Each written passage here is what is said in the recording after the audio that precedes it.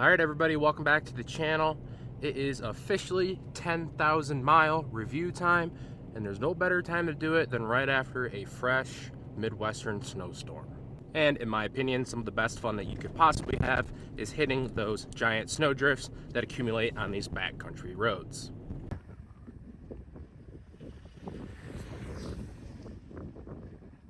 So the first thing I do want to talk about as we drive down the unmanicured back roads of the Midwest is going to be the four-wheel drive. I've tested out the four-wheel drive multiple different times, but this is probably the first time that it really has come into play for an everyday scenario. And in order to change from two-wheel drive to four-wheel drive, or in this scenario, a four-wheel drive to two-wheel drive, is you're going to lock into the center clip right here, push in, and then switch to two-wheel drive, four high or four low. And yes, the beauty of this truck is that you are able to switch as you are driving. There's no more pulling over, putting it in park, and switching it over. There are other vehicles that do allow you to switch over as you're driving, but in my experience, what happens is that it's loud, it's clunky, and it's almost like you have to let off the accelerator for quite a bit in order for it to change over. Okay, and now that we're done having some fun, let's go over everything that everybody wants to know. How is the truck doing after just 10,000 miles? And I have to say that the truck is doing absolutely fine. I've had zero issues with it so far. There are some cosmetic things that I do have a little bit of a knack for, but we'll be going over that a little bit later. The service report from the dealership came back very positive. There wasn't anything that they found. They did the 10,000 mile oil change, tire rotation, topped off all the fluids, just your standard maintenance. Getting into some of the things that I do have a knack for is that the front fender wells are this carpeted liner, while the rear ones are going to be this plastic liner. Now, you may be wondering, why is that a knack for me? And that's just because for cleaning. These plastic ones clean super easily, while these front ones, I feel like I have to spend numerous minutes just on each fender well in order to get them somewhat clean. Now, obviously, my truck is going to be a little bit dirty, but one of the things I'm also not too happy about is that there is kind of a significant amount of orange peel right from the factory. I wasn't too happy about that. Again, in these conditions, you're not going to really be able to see it, but trust me, it is there. Now, this next one is going to be a little bit on me and a little bit on Toyota themselves, but there is a large accumulation of dirt and debris along these rear fenders. Granted, I do have aftermarket fenders, so that is something to keep in mind, along with aftermarket wheels and tires, so that's going to kick up more stuff. But if I were to scrape away some of this, you can see the amount of rock chips that have formed just from going down normal roads and normal road use. That's not snow. I know it's kind of hard to see, but these little chips are all the way through the paint into the primer, and man, it kind of just sucks. Now, most of these did happen after I upgraded my wheels and tires. A lot more rocks can get caught in these treads right here, kick up and out. So again, that's on me. But even when I did have the stock wheel and tire package on this thing, there was still rocks hitting that exact same spot. And some of those chips are from when everything was bone stock on the vehicle.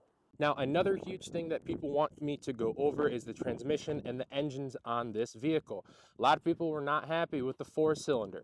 It went from a 6-cylinder from the Gen 3 to a 4-cylinder on the Gen 4. And honestly, I didn't notice a difference. I went from a Gen 3 to a Gen 4. I noticed zero difference. I actually noticed a little bit more pickup with this truck than I did my TRD Pro, 2021 TRD Pro. And I just really haven't noticed anything negative about it. It seems that the people that are talking crap about it are ones that don't own one and have never driven one. And to be honest with you, it's working just fine. And it wouldn't be a Tacoma video on my channel if we weren't going to have a sponsorship from Lasfit. Lasfit has been a supporter of my Tacoma videos on my channel ever since the start, and I want to thank you guys so much for the support. And in today's video, we're going to be talking about their LED turn signal bulbs. If you do end up getting a brand new 4th gen Tacoma, the first thing I would do is ditch the stock halogen turn signals and go ahead and get yourself a pair of the LED switchback ones from Lasfit.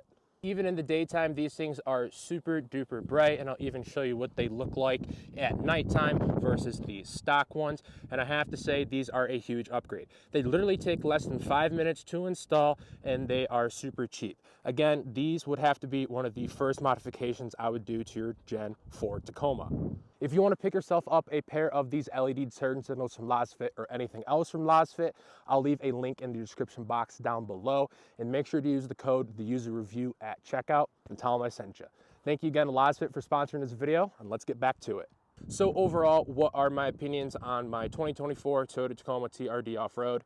And I have to say, I love it. There's really not too much for me to complain about. Sure, there is some stuff for me to get nitpicky for. Again, the gas mileage is absolutely not the greatest, 16.2.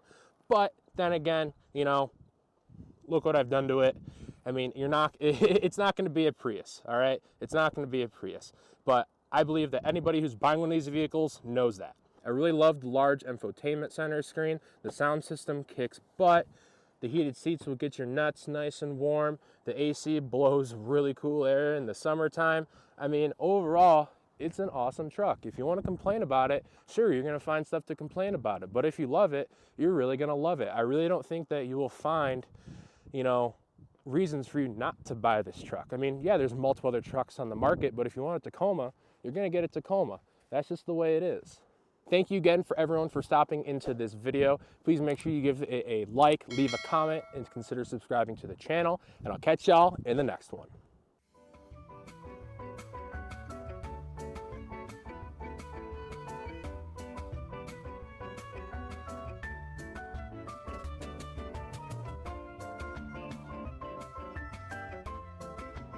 Son of a bitch, I just washed the damn thing.